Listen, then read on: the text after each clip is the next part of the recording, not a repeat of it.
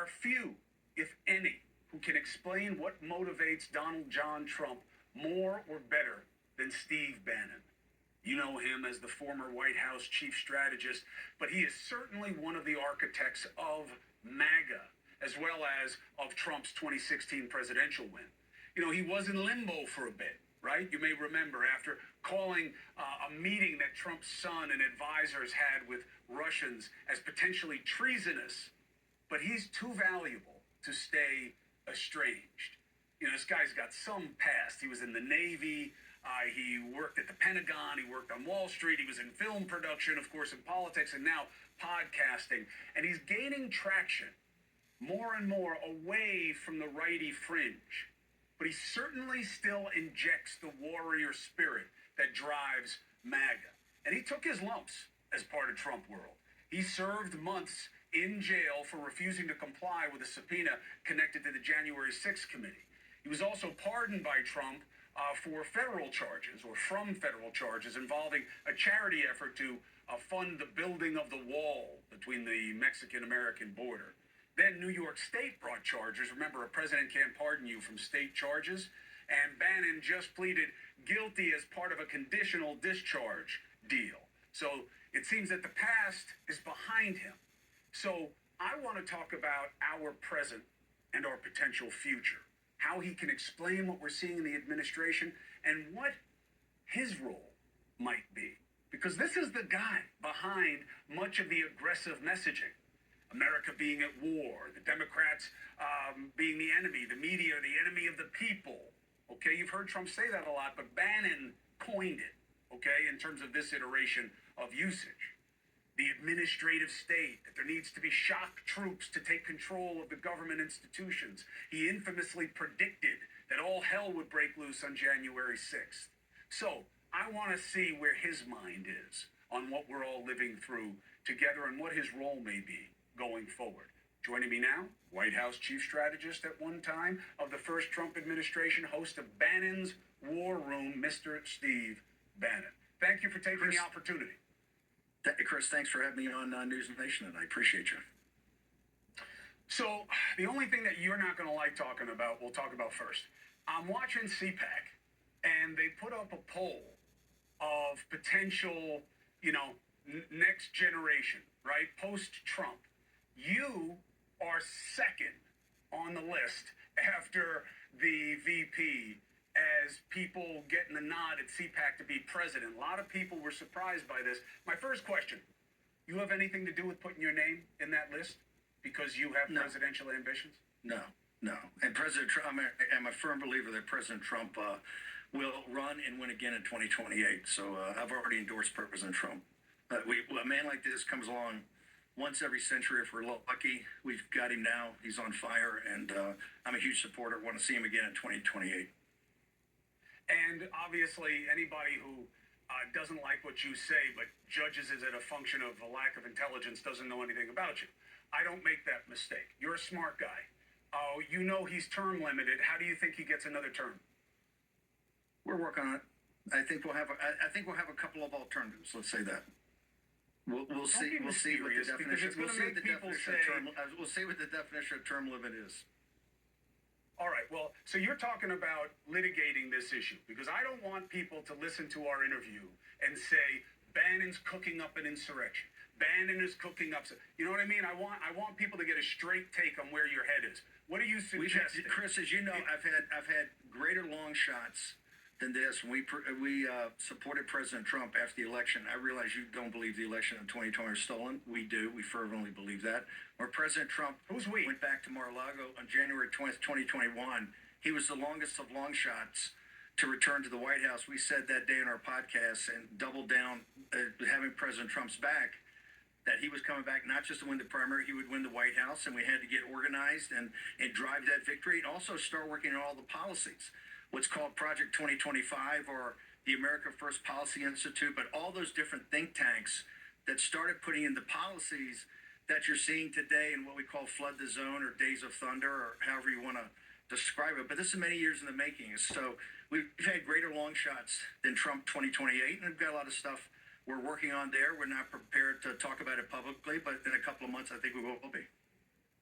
But you are not suggesting revolution or overthrow or anything that people would condemn. Chris, we just won one of the biggest sweeping victories. We're in the middle of a 1932 type realignment. If we can continue on and continue to have populist policies, populist nationalist policies, we have African American men coming to our side. We have Hispanics coming to our side. So no, we're huge believers in democracy because we know how to get votes out. We know how to get low propensity, low information voters out to support the president's policies. The anti-democratic forces, I think you're seeing them today in the courts. I mean, they're trying to obstruct a sitting president of the United States from fulfilling his executive mandate. So no, we're the big believers in democracy, and we show it because we won this unbelievable come from behind, not just in 16, as you know, but in 2024 when virtually everybody ruled Trump out. There's no question about that. And in 2024, people did not see him making the kind of comeback that he did, and that is certainly a historical comeback, no question. But I just wanted to make it clear for people so that they can't paint you as, suggesting revolution. Your analogy is to 32 and how FDR extended it. The Constitution probably gets in the way. But I firmly believe in the revolution you're seeing going on now, the revolution of common sense to deconstruct the administrative state.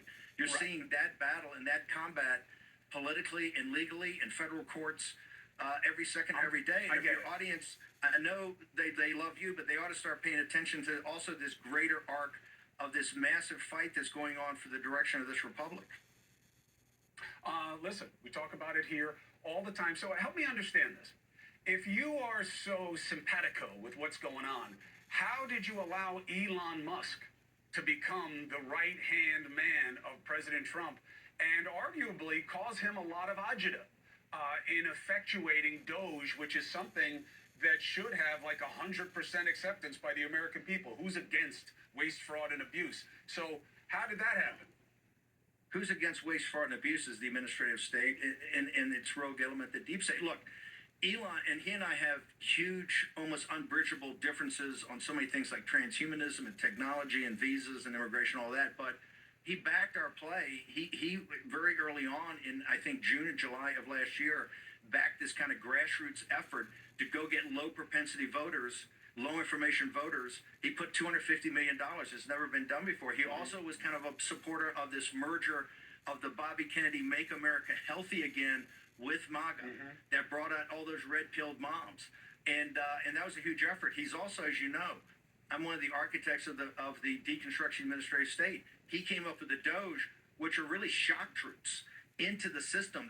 It's a trauma-inducing effort into the administrative state, and all of it's not pretty.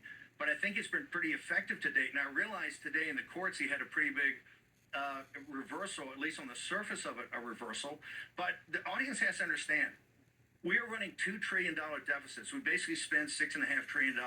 We've taken about $4.5 trillion. That $2 trillion deficit goes to our debt. It has to be refinanced every year. This is what embedding inflation. We have to cut it. There's two ways you can cut it, either programmatically, which we're going to do through the appropriations process, or you go find waste, fraud, and abuse. It's never terribly pleasant, but his effort is making some progress. I hope it makes some progress, Chris. So what he said it's going to $1 trillion. I don't think we'll get there, but he's making an effort, and I think he's getting some real traction. Of course, like in Silicon Valley, they're breaking things all the time, and that's something that President Trump has given course correction. Now has the department heads very much more involved, the cabinet secretaries, and so I think it's headed in the right direction. Although, folks got to understand, you're going to have some speed bumps. Yeah, I think he's causing the speed bumps, frankly. I mean, the way to do what he's doing is send in your shock troops, as you call them, make your list, put the justifications together, present it to Congress, and then let everybody know so Congress knows that we're all aware of what they've been presented with. Instead, this is kind of like the weakness of what you guys put together to me, is that you go off half-cocked, you get the numbers wrong, he attacks Social Security, he blames it for our deficit, which makes no sense. You and I both know that's crazy talk. And that's why I ask you about why Musk is in there. You used to be a little bit more muscular against him. I feel like I'm seeing a Bannon 2.0 kinder, gentler vibe. On these big issues, I've always supported what he's doing on Doge. Let me go back. This also gets back to this unitary theory of the executive that this idea we've been pushing, that President Trump is the chief executive officer of the government. He's commander-in-chief of the armed forces, also chief magistrate and chief law enforcement officer. And I realize that causes heads to blow up, like when he goes to the Justice Department on Friday. But in Elon Musk's case, the president has, and I think you're going to see coming forward, the ability to impound money. Our theory of the case is that the appropriations bill, which is law, is the ceiling. Is the ceiling of what you can spend, and the president can make a unitary decision to not spend that much or to reprogram it. I understand that's going to be hotly contested in the courts, and probably controversial. It would go to the Supreme Court. So you litigate it. And I'm fine with all of that. Now, here's the first thing I need you to help me understand. I don't buy full disclosure, Steve, I don't know how much you've been following me here at News Nation. I did not like the New York cases against President Trump. I took a lot of shite for that, but I sign up for that. We follow you closely, Chris, so we know your stand on that. I did not believe in the impeachments only because I thought you couldn't remove him. To me, as a political operation, if you can't remove the guy, the idea of a matter of principle didn't wash with me. Okay, so that's where I am on it. That said, I don't get this. The judges, these are rogue judges. Steve, you got rid of DACA by going to one district court and starting litigation that wound up at the Supreme Court. Same thing with the individual mandate. Same thing with Biden's tuition relief. You use the same system that they're using right now with the Alien and Enemies Act. Why is this judges going after Trump? What judge wouldn't have put a hold on a removal order that's based on a 1789 or 98 law that was never intended for this? How is that judges going after Trump? It's totally different, Chris. And by the way, I actually think more of these radical neo-Marxist judges that are working in coordination ought to be impeached and go through the process in the House. I also realized that probably none of them will be removed by the Senate, but I think go through the process. The Chief Justice of the District Court, he's stepping into President Trump's role, go back to unitary theory, as the commander-in-chief. This has already been designated a terrorist group. President Trump made a decision as commander-in-chief to get them out of the country. They've been part of an invasion. He sent them out, and the judge, and people ought to look at what he did. On Saturday, he called together, he held court. Then he's asking where the planes are. He's making command decisions that a military commander would make. He's totally outside his lane, and we, with Mike Davis, are leading the effort now to get on the judiciary, get on top of Jordan and the Judiciary Committee to actually start the process of impeaching this judge. I'm a big believer, Chris, that the process, trust the process, that I realize this judge will probably not be removed because of a trial in the Senate. But I think it's very important to have a process here where this judge is actually impeached. And no offense, when President Trump said that, Roberts came out and did nothing but have these judges' backs with, I think, a totally out of line comment he made today. It's going to make this fight even tougher. But here's the deal. You got to help me reconcile. I get attacking your own government. I get criticizing it. I get it as a fundamental aspect of why the founders architected the First Amendment the way they did, which was redress of government. That was their real concern. You got to be able to go after it so it's not a crown. I don't understand, though, how you square patriotism and the movement with attacking the institutions.